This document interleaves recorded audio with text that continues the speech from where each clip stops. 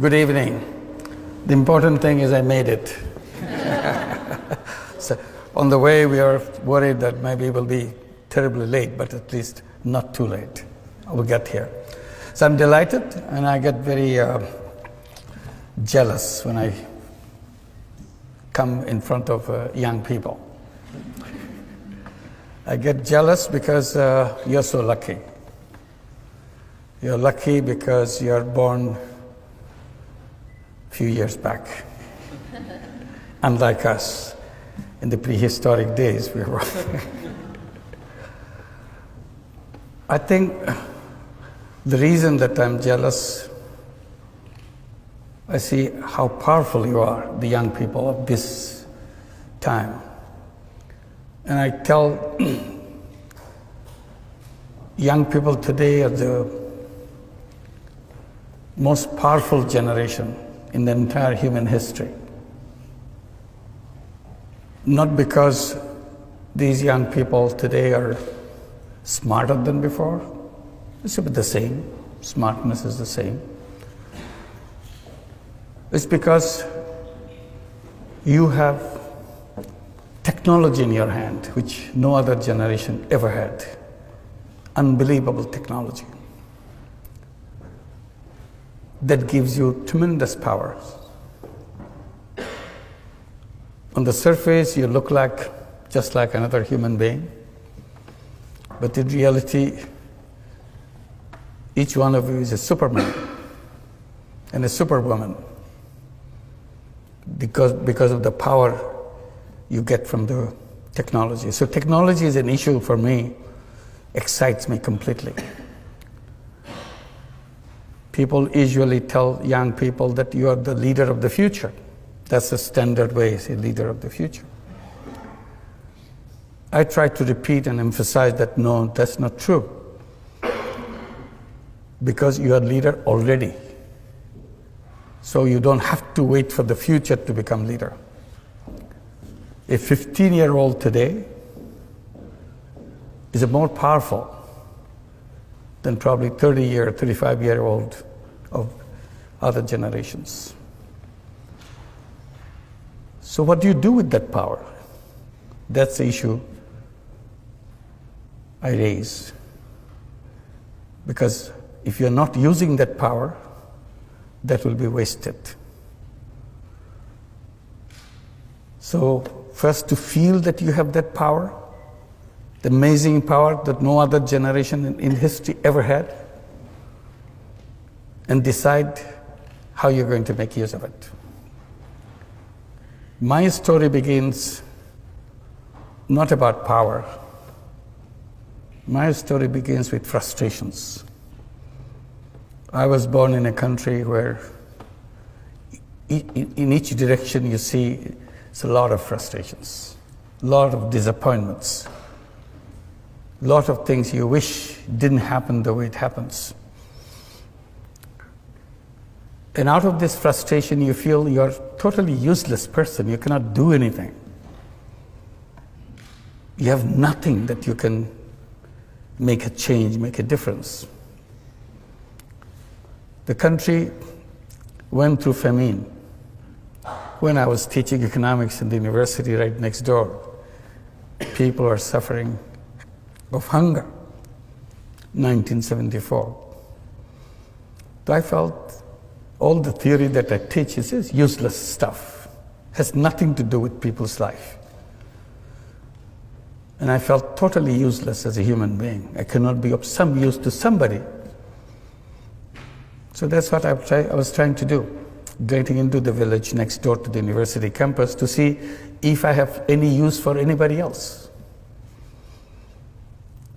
And then I did tiny little things to find my worth, that yes, I have some meaning in my life. And I did things which I knew nothing about.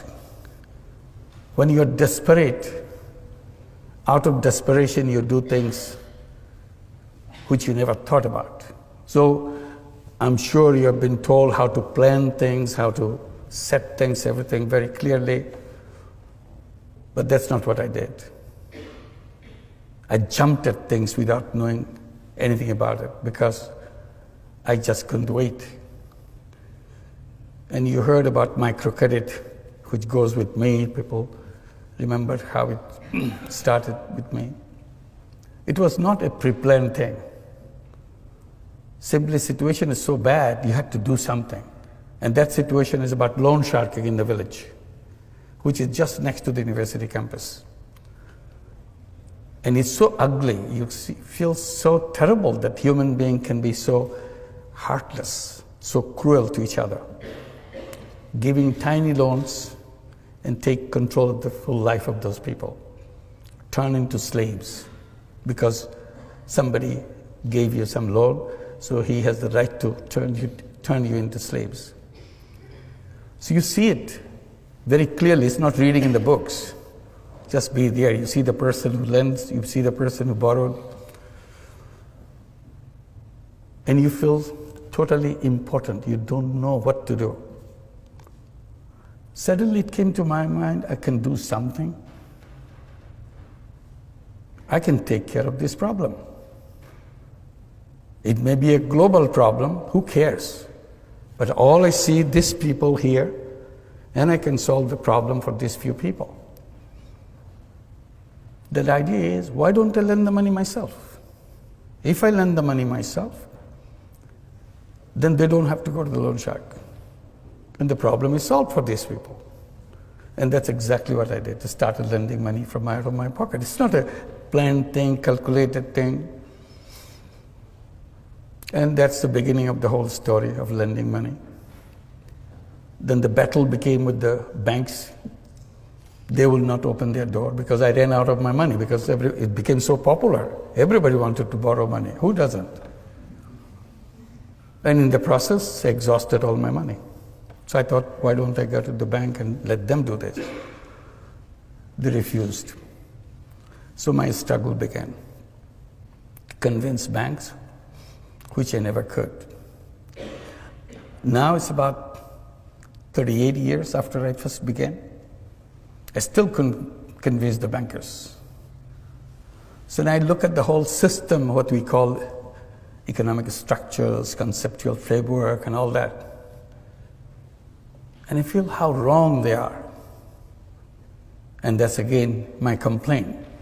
We read about it, we study it, we take it so seriously. But I feel it's designed in such a wrong way. Because you look at the theoretical framework of the capitalist system, you immediately find out the misrepresented human being in the theory. In their theory, human being turned out to be a money chaser. All they do in their lifetime, chase money.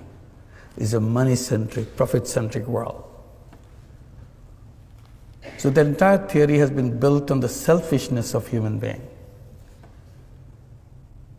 I said, that's wrong. Human being is not all about selfishness. Human being is not one-dimensional being. Human beings are not money-making robots. That's not their identity. Theory has diminished human being, made into a small thing, as a robot. But the real human being is very big, way bigger than what the theoreticians imagine. It's a multi-dimensional being, not one-dimensional. I said, just to take example, I said, theoretician took the selfishness in human being, built the whole theory out of it. They forgot the same human being is also a selfless human being. That selflessness was never allowed into the structure that they built. So it's left out. So if you want to be selfless, why don't you go and become a philanthropist? I said, no. Philanthropy is a different thing. I'm talking about the business world. Why can't I use the selflessness in the business world? And that's what I did without knowing about it. When I started working with the poor people, particularly poor women, I see so many problems around them. and I jump at doing something about it. Again, knowing nothing about it. So I start, every time I see a problem, I create a business to solve that problem. It became a habit with me, and I created so many businesses. But very different kind of business. People become curious. Why do you do that? It's not a business. I said, yes, it's a business. What do you mean by business? It has to be sustainable. That's what the quality of business is. So whatever I do is sustainable. There's a two-way flow. There are expenses, there are inflow, income, and so on. And I call them social business. That's the story that took turn. One is the microcredit part, and another is the social business part. And I created a lot of those social businesses. Then something happened when we are trying to get all the young people from Grameen families. We have 8.5 million families in Grameen, all poor families. We gave them all the encouragement to go to school because their parents are absolutely literate, all of them. We said illiteracy stops with their parents' generation. Second generation coming out in the Grameen families must be literate. We did everything possible to make sure it happens, and it happened. We sent them to school. We gave them scholarships. We gave them all kinds of encouragement, and then started giving education loans so that they can go to the higher education. As they start coming back from schools with higher education, they get very frustrated. Where's my job? There's no job in Bangladesh. Very difficult for a poor young man or a young woman to find a job. In the beginning, I have no answer to that question, where is my job? Then I turned the question into another question. The moment say, we don't have jobs, what do we do? And I said, who said you have to have a job? Did your school tell you that you have to have a job? Did your teacher tell you? Did your textbook tell you that you have to have a job? How did this idea of job got into your head? They get very puzzled. Aren't you supposed to have a job? I said, you are young people of this generation. You're lucky young people. Job is an old-fashioned idea. People who didn't know anything, they thought about the jobs. The real human beings don't run after jobs because it's an artificial thing. Job is an artificial thing. Real human being is a go-getter. Real human being is an entrepreneur. It's in the DNA, it's in the blood. But somehow theory pushed them into wrong direction. Seek jobs. I said, you change your mind. Tell yourself again and again, every time you get a chance, I'm not a job seeker, I'm a job creator. And be a job creator. Think like a job creator. Behave like a job creator. As a job seeker, you become small. You are at the mercy of somebody else. As a job giver, you are at the top. Why should you have a job? To start your life as a creative human being, full of energy, full of capacity, start at the very bottom. Nobody gives you a job at the top. It gives you at the bottom, no matter what it is. So all this energy, all this creative power is squeezed into tiny little thing to find a little job. Do the routine things. That's not the destiny of a young man, young woman. Young man and young woman should start at the top and use all the creative capacity and change the world. They get very puzzled. I don't have a job, he's making joke with me. So I said, it's not a problem. Look at your mother. 20 years back, 25 years back, even 30 years back, she took a loan from Grameen Bank, $30, $25. She was shaking like this. Couldn't believe that anybody could trust her with such an enormous amount of money. That's her life. She dared to take this money in her hand and start a business, raising chicken, raising vegetables, sewing clothes, whatever. That's what the 8.5 million women do in Grameen Bank and all the microcredit elsewhere. I said, what good is your education if you're not braver than your illiterate mother? She did it.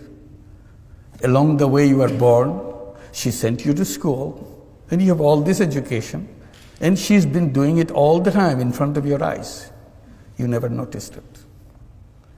And you're going around to find a job somebody give you to do some minor thing. Is it befitting to you? So that is working. So what we did, we created a social business fund in Bangladesh. Tell every young person within Grameen families, come up with a business idea, anything. Even if you don't have an idea, look at your mother, what she's doing. Take that idea, build it into 10 times, 50 times bigger. Because you have education, you have connections which your mother never had. She never left her village in her life. You have seen the world. And once you have the business idea, bring it to us. We become investor and partner with you, every one of you. So now the young people are coming, business proposals after business proposals. We call them new entrepreneurs. They build their own community, help each other. So again, why unemployment? Because it's our thought, not because of our ability. We are able people. An unemployed young person, think about an unemployed young person. Is something wrong with him? Is something wrong with her? No. He's a very creative person, dedicated, energetic person. Who makes him or her unutilized? The system that we build, our thinking process has made them. An unnoticed chain has bound him around and say, you are trashed, you are no good. Why am I not good? You have never tried me. I have no room for you. Who are you to provide room for me? I create my room. I create my own space in this planet. But we don't do that. We tell somehow we have to have a job. So the natural choice for every young person, every human being, would be to an entrepreneur.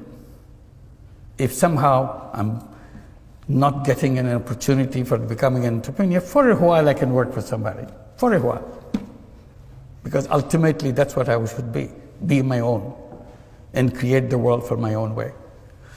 So my story is about this, about microcredit, which is not about just lending money. It's unleashing the capacity that every human being has. And the system denied them that right. Like banking system is close to more than half the population of the entire world. It works only for the rich. If you notice, most of the institutions that we build are designed to work for the rich. And then we blame the poor for being poor. I said poor are poor not because of anything wrong with them. You simply denied them the doors to open. I give the example of bonsai, little tree. I tell that, look at the bonsai. You take the best seed in the world, put it in a flower pot, and give all your love to it, let it grow. It grows only this big. And you ask the question, is something wrong with the seed? No, nothing wrong with the seed. Then why is it so tiny? Because we didn't give them the space to grow. There is no base on which to grow. I said, poor people are bonsai people. There's nothing wrong with your seed. Simply, we didn't create a society to give them the base on which to grow. And then we blame them for being so tiny, so poor. So natural human being has no reason to be poor person. Natural human being has no reason to be an unemployed person. We made it happen for them. That's my complaint. I bring it to you. As a new, powerful young people, you'll create a world where the word poor will not be necessary. And I keep saying that poverty should be in the museum, not in human society. In the museum to show our stupidity, how we punished human beings for no fault of their own.